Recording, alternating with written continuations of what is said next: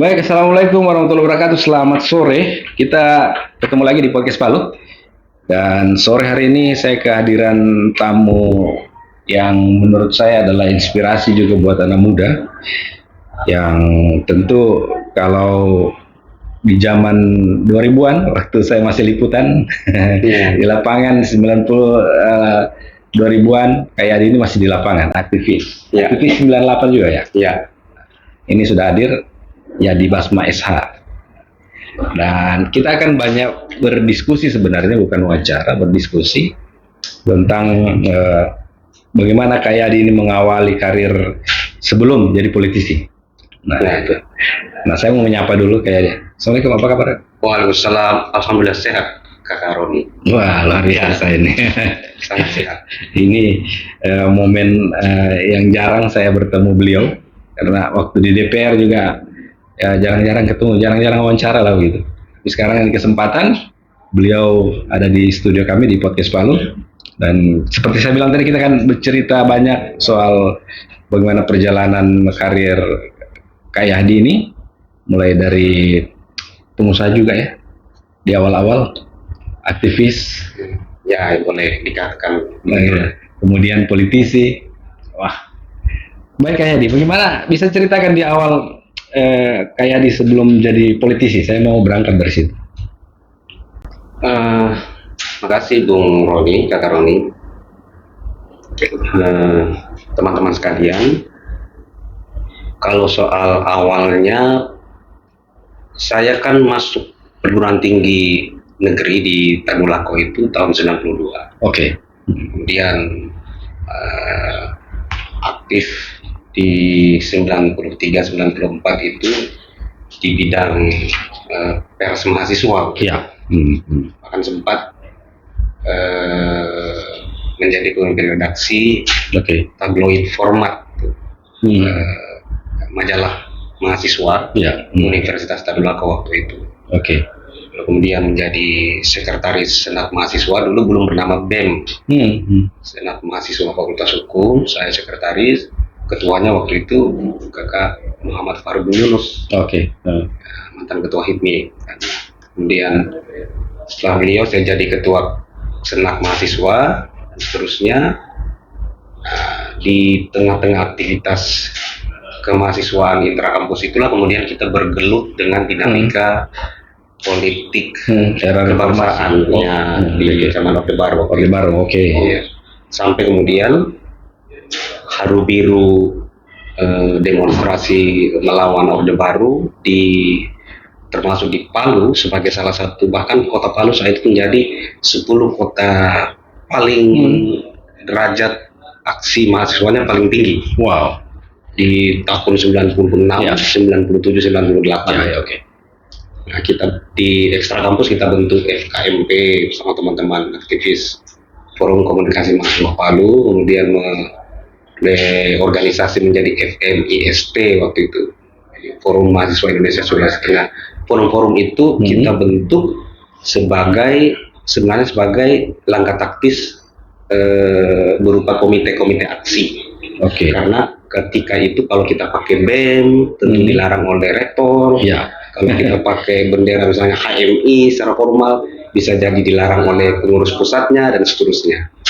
Sehingga komite-komite aksi itu yang mewabah di eksternal kampus waktu itu. Oke. Teman-teman ada yang bentuk FMST seperti saya yang mendirikannya.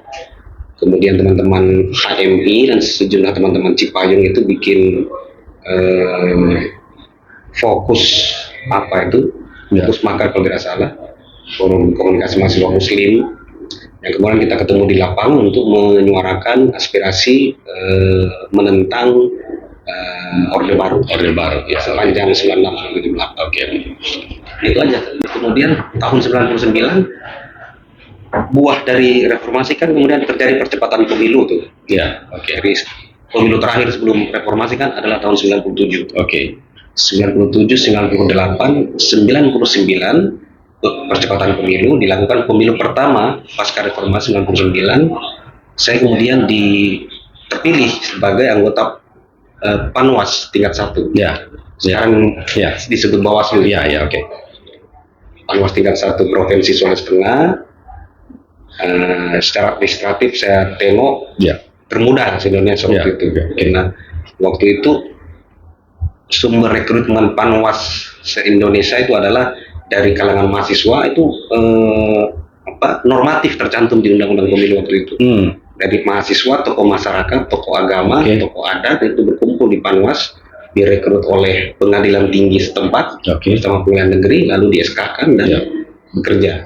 Tapi waktu itu kan masih temporer, belum menjadi lembaga tetap seperti Bawaslu kini. Itu setelah menjadi anggota Panwaslu Provinsi tingkat 1 tahun pada pemilu 99, itulah terus KPU. Yang sempat tahun 2000 itu mendirikan lembaga pendidikan komputer. Paradigma. Masuk ke tahun 2003 itulah saya terpilih menjadi anggota KPU provinsi. Termuda juga. Termuda waktu itu. Kalau saya tidak salah. Iya. Kemudian 2008 anggota KPU juga. Nah, di KPU provinsi memang akhirnya saya mencalonkan diri kembali bersama teman-teman yang lain tidak lolos. Dari 5 yang lama, saya yang lolos menjadi KPU berikutnya 2008-2013 sebagai periode kedua.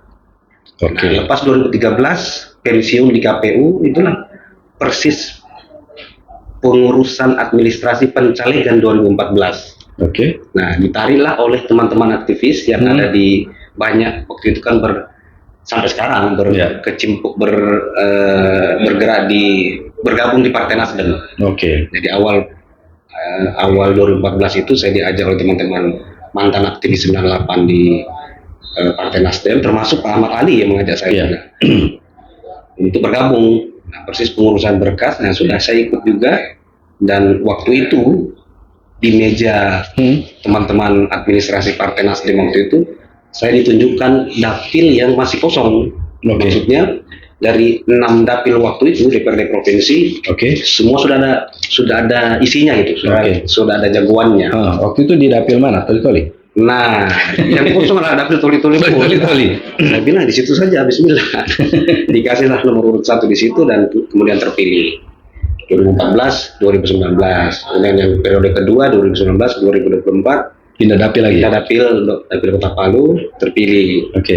Tapi Agustus 2023 kemarin kemudian di PAW. Nah, sebelum lanjut Kak Yadi, ini yang menarik. Nah, kan waktu di 2014 itu banyak partai kan?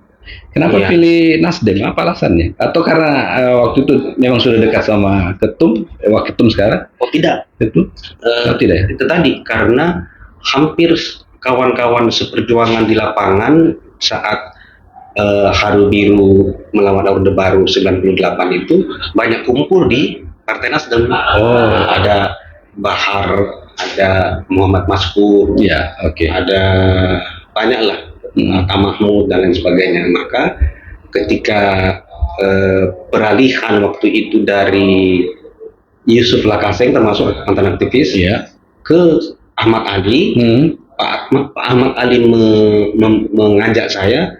Terus pengurus lama juga ikut mengajak saya. Jadi klub. Saya mengambil keputusan ikut berjuang di partai itu, dan ditunjukkan itu tadi dapil yang kosong masih ada, tapi dapil toli-toli buon. Lalu saya iakan dan maju. Kenapa suka Nasdem? Apa istimewa Nasdem saat itu sampai kayak mau diajak sama Nasdem? Ya, yang pertama Kak Romi, kalau pilihan saya jatuh di situ, pertama banyak teman-teman mantan aktivis di situ. Yang kedua, kan saya bisa terbilang 10 tahun di KPU 2 periode dan 1 periode di Bawaslu, berarti kurang lebih 3 periode menjadi penyelenggara pemilu. Saya memilih Partai Nasdem untuk menunjukkan kepada publik bahwa saya tidak dalam masa bekerja sebagai penyelenggara pemilu itu tidak ada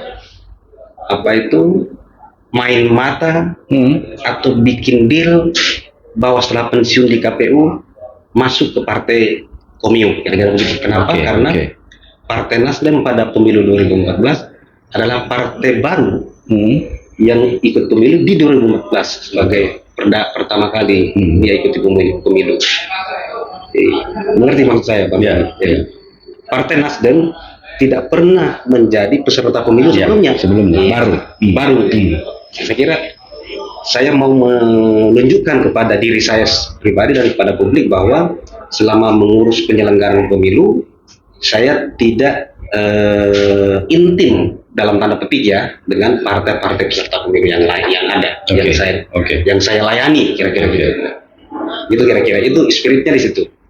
Dan yang itu pertama, dan kedua, ketiga, semangat kebaruan yang ditonjolkan oleh Partai Nasdem sebagai satu-satunya partai baru yang ikut pemilu waktu itu 2014.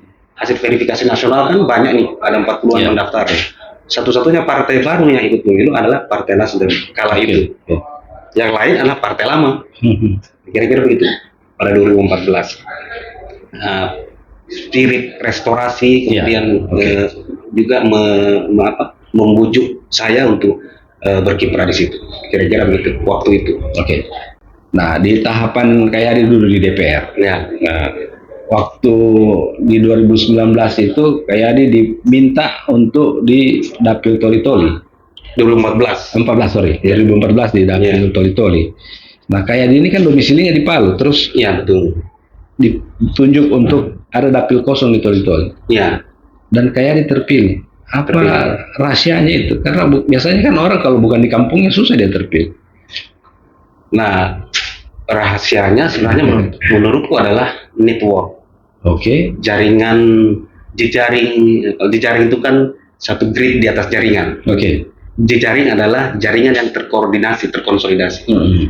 Nah, saya memiliki jejaring di konsolidasi KNPI waktu itu. Karena waktu itu saya pernah menjabat ketua KNPI Provinsi Sulawesi Tengah itu di periode 2010-2013.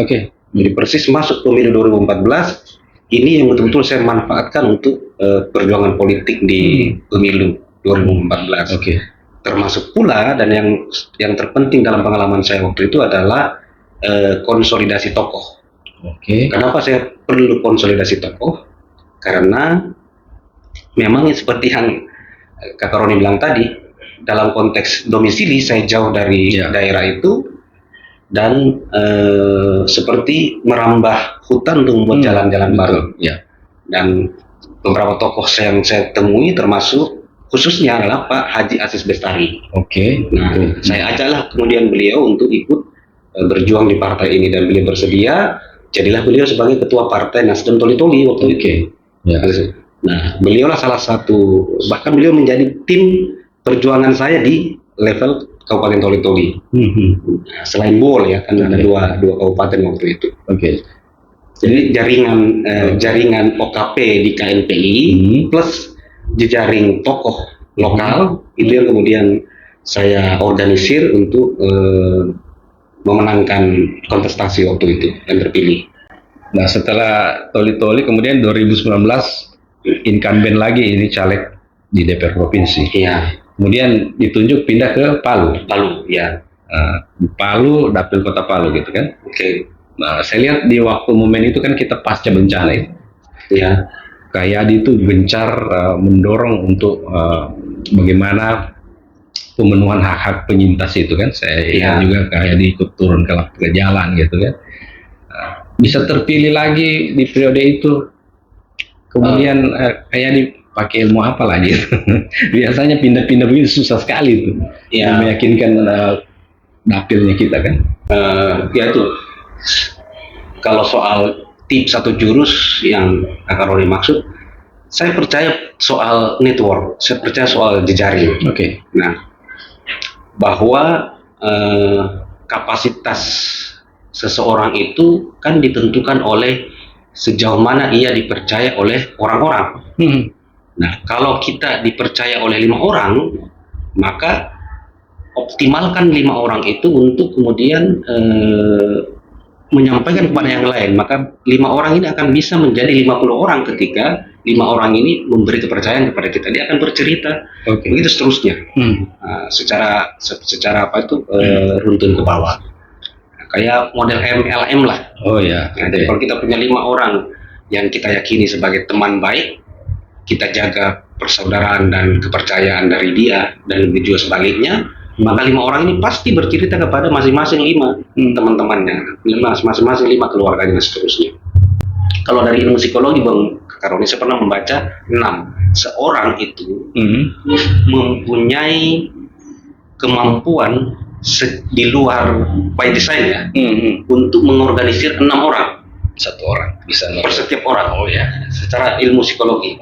Jadi mungkin katakanlah 2 orang di rumahnya, 2 orang tetangganya, depan, kiri, kanan, belakang, kira-kira begitu. Jadi setiap orang sadar atau tidak, kata ilmu psikologi ini memiliki kemampuan untuk mengorganisir minimal 6 orang. Nah, jadi kalau kita dipercaya oleh 1 orang, maka kita akan potensial memiliki pendukung 7 orang dengan orang tersebut. Itu seterusnya. Kalau kita dipercaya oleh 100 orang, ya kali 6, kira-kira begitu. Nah, maka waktu itu Kak Karoni, nah ini tips saya ya waktu itu. Ya. Ini tips mungkin juga nggak ada salahnya untuk disampaikan barangkali ya. Silakan. Ya, Siapa tahu bisa jadi inspirasi buat teman-teman caleg. Oke. Nah, saya ada tips yang insya Allah bermanfaat lah buat teman-teman yang mungkin menonton broadcast kita ini. Saya itu paling akrab dengan data kawan, data orang. Oke. Tidak ada orang yang saya pernah ketemu yang tak saya mintai nomor HP-nya. Oke. Bahkan jika ada waktu saat meminta nomor HP, saya sertai pula dengan meminta tanggal lahirnya. Oke. Nah, maka dalam 10 tahun saya menjadi anggota KPU, Kak Karoni, plus mundur 15 tahun pernah menjadi anggota Panwaslu, itu saya punya data banyak sekali penyelenggara pemilu se-Sulawesi Tengah. Oke, ini penyelenggara pemilu. Ya. Betul bahwa penyelenggara pemilu itu netral. Ya. Tapi kan penyelenggara pemilu juga adalah warga negara yang memiliki juga hak memilih. Oke. Dia juga nyoblos kan? Ya, betul. Maka data penyelenggara pemilu dari PPK kan, saya anggota KPU provinsi.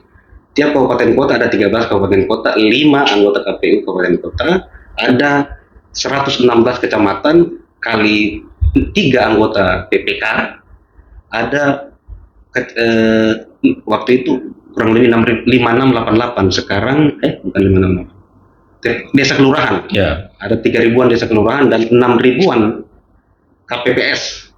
Oke. Itu udah berapa itu? Ya. Itu datanya semua ada sama saya. Kepada mereka saya kirim surat. Oke. Melalui kantor pos. Oke. Kepada YTH Sipulan. Amplopnya saya tulis, cetak, print out, lengkap, detail, nama lorongnya, nama desanya. Oke. Saya simpan kantor pos, kan biaya perantau cuma berapa tuh? Ya. Apa itu materai ya? Ya. Di pos.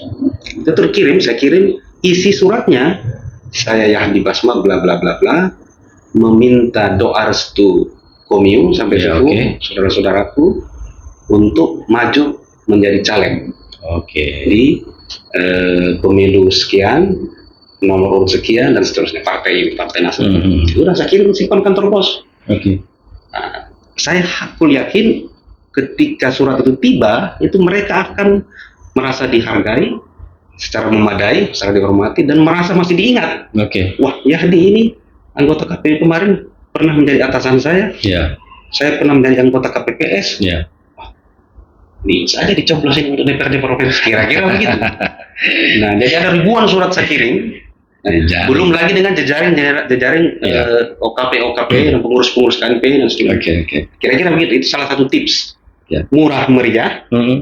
Ya toh, menurut saya itu jauh lebih taktis, berkesan ya, irit daripada baliho lebar nan mahal di tengah jalan. Ini perlu dipelajari juga ini buat caleg-caleg baru ini. Ini tips, mudah-mudahan itu ada manfaatnya buat teman-teman karena masih range waktu masih cukup. Iya, dapat ilmu lagi nih teman-teman caleg baru ini. Kira-kira begitu.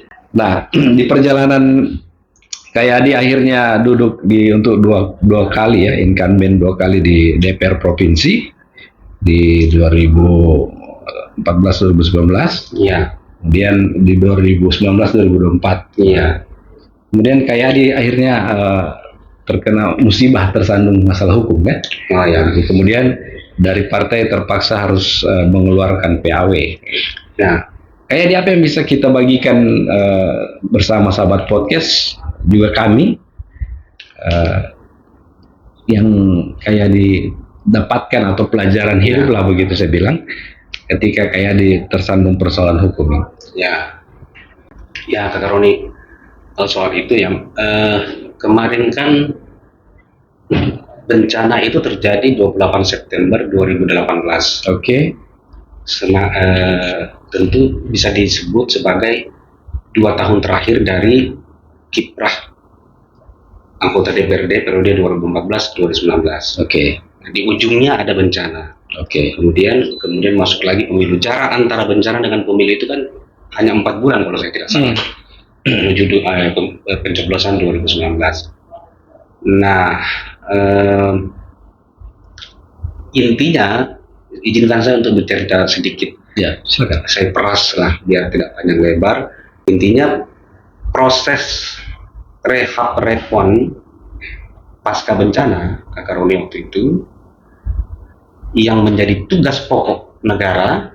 Karena di Undang-Undang Penanganan Bencana bilang bahwa pemerintah dan pemerintah daerah, pemerintah berarti pemerintah pusat dan pemerintah daerah alias negara adalah organ yang wajib melakukan penyelenggaraan penanggulangan bencana. Jadi penanggulangan bencana itu kewajiban negara kan. Berbaring terbalik itu berarti ada hak warga negara yang harus dipenuhi, yaitu hak atas penyintas atau korban bencana. Atas apa? Atas hunian yang layak, hak ekonomi, hak kecacatan bahkan ada, hak atas kesehatan dan lain sebagainya. Nah, saya kemudian tentu saya gencar untuk memberi pengawasan dalam proses penyelenggaraan bencana itu. Kan tugas kami anggota DPR sebagai anggota DPR. Ya, 3 kan, salah satunya adalah tugas pengawasan. Saya kemudian oleh paripurna ditunjuk sebagai ketua pansus bencana, panitia khusus yang dibentuk untuk mengawasi detail proses penyelenggaraan penanggulangan bencana. Baik. Dari itulah kemudian September, Oktober, November, Desember, pada Mei 2019 waktu itu bulan Ramadan, saya kemudian memposting kritik yang sebenarnya kritik yang wajar saja, yang lumrah saja kepada terhadap Gubernur Sulawesi Tengah 2016-2021. Saya bilang, daripada membiayai people power, sebaiknya membiayai pengungsi yang saat itu yang Mei 2019, ratusan ribu berada di tenda-tenda pengungsian yang sudah koyak-koyak dan saat ini menjelang Lebaran. Baik. Itu atas adanya berita viral di medsos Kak Roni yang bilang bahwa gubernur membiayai people power. Waktu itu persis momentum penghitungan suara Pilpres 2019. Di mana isu people power itu menyeruak, sangat polarisasinya kencang waktu itu. Jadi KPU pusat di Jakarta itu mau melakukan perhitungan suara, di level masyarakat terjadi mobilisasi besar-besaran di mana-mana untuk melakukan people power menghadang penghitungan suara. Betul. Nah, saya di sisi satu sebagai ada 3 sisi yang melekat padaku waktu itu. Satu, tentu sebagai anggota DPRD yang memang fungsi pengawasan. Yang kedua, secara politik, saya direktur relawan Jokowi. Baik. Nah, dari partai koalisi pengusung Jokowi 2019. Itu berhadapan-hadapan dengan partai pengusung Prabowo kan gitu. Dan yang ketiga juga sisi saya sebagai salah satu korban. Baik. Nah, di Petobo itu di lahan 184,5 hektar yang terlikuifaksi, termasuk rumah saya dan ibu kandung saya wafat di situ di tempat bersama ribuan yang lain. Nah, tentu secara empatik saya harus terlibat langsung dengan istilah kita dengan daging-daging lah dalam proses mengawasi rehab rekon ini kan. Memang tak ada satu lembar pun, tak ada satu isu pun terkait rehab rekon yang saya lewati dalam kinerja kepansusan itu. Nah, kemudian Pak Gubernur waktu itu melaporkan ke polisi dan seterusnya dan seterusnya. Sebenarnya pada tahun 2020 awal case ini kan di SP3 Oke. dan kemudian SP3 itu diperadilankan oleh Pak Gubernur dan kemudian berlanjut dan terus sampai vonis. Oke. Dan kemudian saya menjalani vonis 10 bulan dan di penjara pada 2023 awal. Oke. Urusan selesai, urusan bebas, dan ini adalah hari ke-8 hari bebas saya. Oh, hari 8 hari. Hari 8, Oke. 8 atau 9 kira-kira. Oke. Kurang lebih begitulah ceritanya. Oke. Nah, poinnya kalau soal pembelajarannya Kak Roni, saya peras lagi secara ringkas ya. Kan menurutku kan semua kita ini sebagai makhluk, ini mungkin aspeknya lebih teologis. Oke. Kan semua kita 8,05 miliar manusia di muka bumi ini saat ini ya, kurang lebih. Kalau kita di 3 juta di Sulawesi Tengah, pasti memiliki jalan takdir masing-masing yang Allah Subhanahu Wa Taala sudah tetapkan. Nah, saya kira maka kemarin itu saya meyakini saya menjalani ketetapan Allah sebagai bagian dari ujian dan cobaan, bahwa ada aspek dunia yang perlu saya sampaikan, itu adalah bagian dari asbab antara lain ya, dinamika asbab antara lain, bahwa saya kira kebebasan berpendapat, kebebasan berekspresi itu kan salah satu tolok ukur indeks demokrasi kita dalam kehidupan berbangsa dan masyarakat.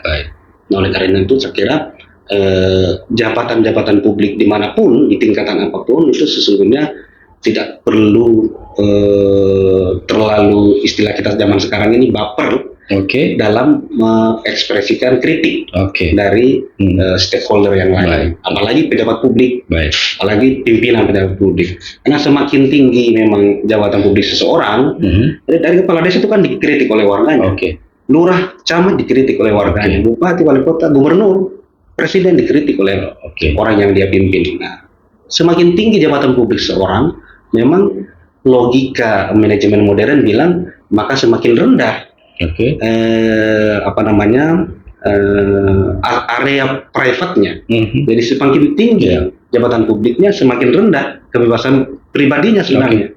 Semakin banyak yang mengawasi. Ya, jadi kita tidak perlu kikuk ketika dikritik, karena semua kinerja kita kan memang dibayar negara. Maka rakyat juga butuh untuk pertanggungjawaban kinerja kita atas gaji yang kita terima, yaitu pelaporan dan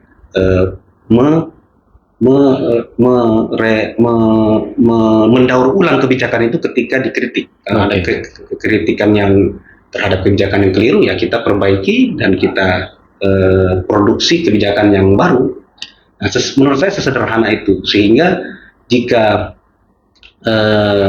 tatanan kebebasan berekspresi dan berpendapat ini kita bisa bingkai, maka memang tentu pada gilirannya akan melahirkan kehidupan digital yang lebih demokratis. Nah, memang pengalaman yang terakhir dari saya, ya memang kita juga tidak boleh reaktif. Kan saya waktu itu reaktif. Reaktif memforward isu yang viral di media sosial karena sikap empati saya kepada korban bencana dan kepada dukungan kepada Jokowi waktu itu. Nah, kemudian apa yang saya forward itu adalah sesuatu yang tidak berdasar. Nah, makanya waktu itu saya dilaporkan 3 orang, ya di basma saya, kemudian 2 orang yang memviralkan itu. Tapi keduanya ini kemudian di PTS-kan, entah kenapa, yang diproses adalah saya. Nah, kira-kira begitu. Terakhir dari saya, kalau soal itu, ya sudah, saya sudah menjalaninya, dan gubernur sebagai pelapor waktu itu kan Pak Longki Janggola. Saya kira tidak ada di antara kita, masyarakat Sulawesi Tengah khususnya ya, yang tidak menaruh hormat dan penghargaan kepada beliau sebagai orang tua kita, tomauge kita, apalagi gubernur. Beliau sebagai orang tua kita di sini, orang tua masyarakat Sulawesi Tengah, plus gubernur 2 periode malah. Saya kira, apalagi saya banyak belajar dari beliau langsung atau tidak langsung, baik di Pemuda Pancasila saya juga mengurus di situ. Beliau adalah guru dari kiprah Pemuda Pancasila di Sulawesi Tengah dan di Indonesia. Nah, bahkan menjadi menurut saya adalah guru langsung atau tidak langsung teman-teman aktivis. Tidak ada yang tidak pernah kecipratan terpapar pendidikan politik dan sosial dari seorang Dongki Janggola di Sulawesi Tengah ini. Tidak ada yang pernah lalai dari kecipratan pengajaran dan pendidikan dari beliau. Luar biasa. Saya kira itu. Baik. Nah, itu ya sahabat podcast yang menonton pada sore hari ini. Nah, itu jawaban dari Kak Yadi. Kalau Anda penasaran Kak Yadi selama tersandung hukum, beliau sudah jelaskan tadi dan sekarang ada bersama kami. Saya lihat lumayan yang menonton sore hari ini. Ya, salam hormat. Baik Kak Yadi. Nah, Kak Yadi kan akhirnya pada saat itu di PAW oleh partai gitu kan? Di PAW oleh partai. Nah, tentu hak-hak Kak Yadi untuk di politik di DPR itu sudah tidak ada lagi. Nah, sekarang adalah pertanyaan saya, setelah di PAW, Kak Yadi masih mau berpolitik dan setia ke Nasdem atau ada partai lain yang mau dilirik kalau masih suka di politik? Ya, saat saya di penjara kemarin itu di bulan pertama dan kedua Maret April 2023 ada 4 sesungguhnya teman-teman partai politik di luar Nasdem yang datang membesuk dan mengajakku untuk menjadi caleg. Nah, perlu saya sampaikan Kakak Roni bahwa sesungguhnya case yang saya alami secara hukum ini itu tidaklah menghalangi saya untuk menjadi caleg sesungguhnya. Karena ancaman hukuman delik yang saya vonis ini adalah pasal 27 ayat 3 Undang-Undang ITE itu di bawah 5 tahun. Hilangnya syarat keanggotaan DPRD dan DPR RI itu kalau ancamannya lebih dari 5 tahun. Nah, pasal 27 ayat 3 itu delik defamasi namanya, delik pencemaran nama baik. Dia di bawah 5 tahun, ancamannya hanya 4 tahun dan vonis saya 10 bulan. Artinya saya bisa semuanya bisa menjadi caleg kembali kalau dicalonkan. Nah, tapi nampaknya Partai Nasdem, partai yang saya cintai ini tidak lagi mencalonkan saya, ya saya terima dengan lapang dada. Tetapi yang sisi lain, 4 partai yang mengajak saya ini waktu itu saya mengiyakan secara tidak plong karena saya mengharapkan dicalonkan oleh Nasdem. Nah, tetapi kemudian namanya orang di penjara, komunikasinya putus dan lain sebagainya, maka di Nasdem tidak dicalonkan, partai lain pun tidak juga mencalonkan. Karena waktu itu memang termasuk Perindo itu Pak Ketuanya datang ke saya membesuk teman lama kita, teman-teman aktivis 98, Mahfud. Memang waktu itu dia Mas Wara. Memang dia mintakan saya di nomor urut 2 atau 3. Saya minta nomor urut 1. Waktu itu di Dapil Palu. Karena waktu itu ada merebak isu bahwa MK mau memutuskan menghapus sistem suara terbanyak, kembali ke sistem nomor urut. Maka saya minta nomor urut 1. Saya bilang ke Kakak Mahfud, kalau bukan nomor urut 1 tidak usah. Nah, jadi ceritanya tidak jadi di Perindo, tidak jadi di partai-partai lain, di Nasdem juga demikian. Nah, yang terakhir Kakak Roni, PAW. Sebenarnya juga tidak mutlak harus di PAW. Kalau bukan bicara bukan kata saya, tapi kata aturan.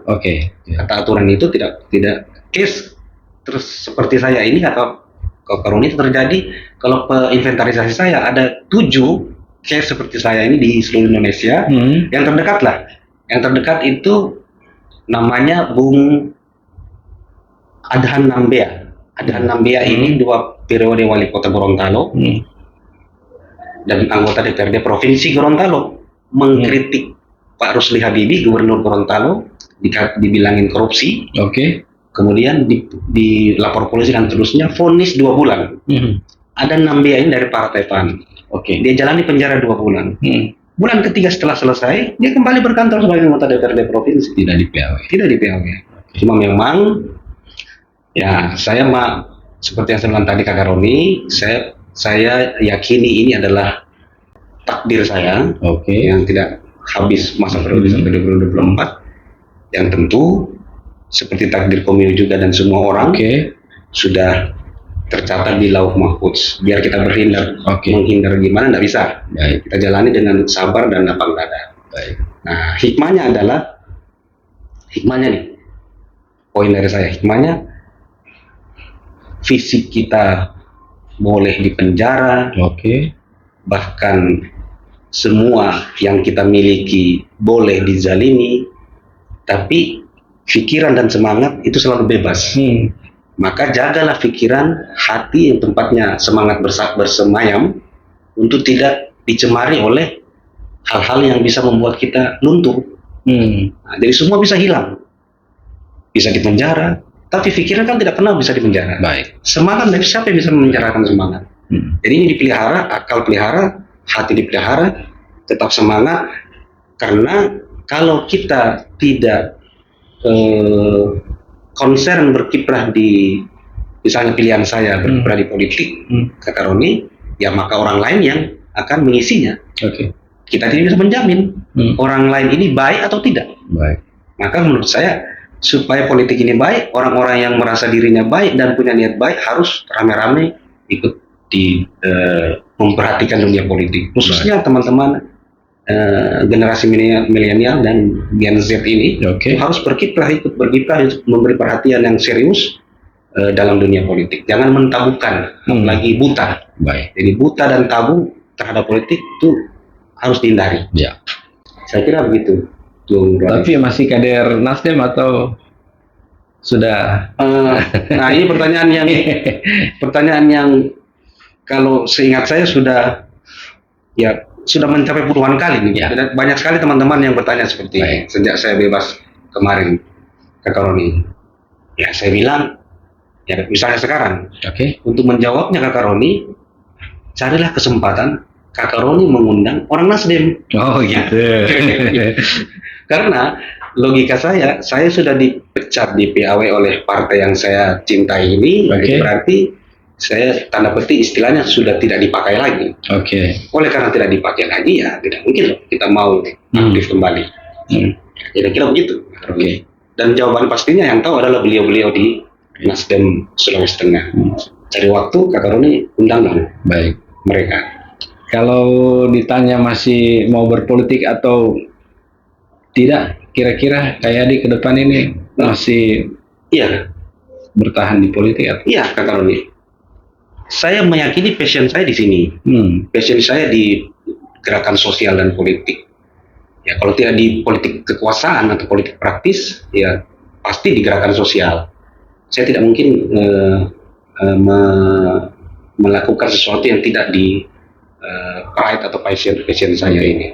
Maka saat ini karena tidak lagi nyalek, ya tentu saya mau ikut berjuang memenangkan sejumlah calon-calon orang-orang baik yang tersebar di banyak partai ini. Baik, ya kan?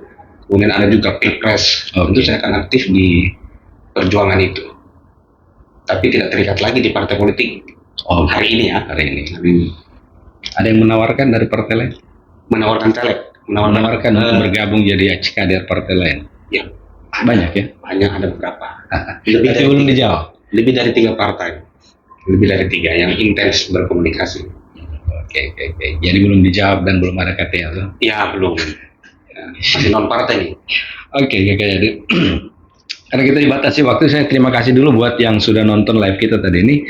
Ada lumayan banyak sore hari ini, dan terima kasih sudah mensupport kami bahwa ternyata apa yang kita sudah publikasikan ini mendapat respon yang baik dari penonton kita, khususnya juga kita warga Kota Palu. Ya. Nah, saya ingin ke Yadi di akhir, saya menyebutnya diskusi, sharing. Ya, kita di podcast Palu ini, Kak Yadi mungkin mau menyampaikan apa, bisa ke partai sebelum yang membesarkan Kak Yadi, bisa juga ke pendukung Kak Yadi. Saya yakin masih banyak pendukung Kak Yadi ini, karena 2 kali jadi anggota DPR ini kan pasti punya basis begitu ya. Kemudian juga mungkin bisa juga untuk anak-anak muda, karena Kak Yadi ini tadi menyebut mensupport anak muda untuk tidak skeptis sama politik. Iya betul. Silakan. Oke. Yang tepat kepada teman-teman sampai sebut secara ragu yang di generasi milenial dan Gen Z ya, bahwa menghadapi dan mulai kita rasakan gejalanya, buktinya dari 2.300.000 daftar pemilih Sulawesi Tengah, yaitu 52% di kalangan muda. Ini kita sudah mulai memasuki apa yang disebut sebagai bonus demografi. Nah, ke depan menuju Indonesia Emas 2045 dan dimulai hari ini, saya kira kelompok milenial dan Gen Z ini harus tidak boleh mentabukan dan buta terhadap politik. Apa yang Ina ajus kita di rumah, belanja cabai, rica, bawang, daun cemani di pasar Masombo, pasar Impres itu adalah produk atau keputusan politik. Harga barang-barang sembako bagian dari keputusan politik. UKT di kampus, dinamika kemahasiswaan dan akademik di kampus adalah produk keputusan politik di Kementerian Diknas dan seterusnya.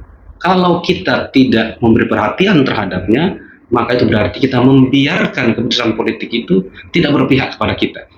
Maka generasi muda tidak boleh buta dan mentabukan politik, harus ikut berpartisipasi dalam bentuk seperti apa, konsen mencermatinya, mengikuti perkembangannya, mendiskusikannya, dan mengambil sikap pilihan-pilihan terhadapnya. Mungkin itu yang poin dari saya, tidak boleh buta dan mentabukan politik. Baik, terima kasih Yadi Basma SH. Siap. Politisi, akademisi, politisi, aktivis maksudnya, aktivis, kemudian pengusaha juga dulunya. Pengusaha pendidikan. Peduli pendidikan. Demikian sahabat podcast, terima kasih kebersamaan Anda yang sudah menonton diskusi kami di podcast Palu. Terima kasih juga Kakak Yadi atas waktunya merespon undangan kami. Ya, semoga sehat semua. Insya Allah, amin. Dan apa yang direncanakan ke depan bisa dijalankan dengan baik. Saya Roni Sandi pamit. Terima kasih atas kebersamaan Anda. Kita akan berjumpa lagi di podcast lain dengan narasumber lain. Assalamualaikum, selamat sore, sampai baku dapat lagi. Waalaikumsalam warahmatullahi wabarakatuh.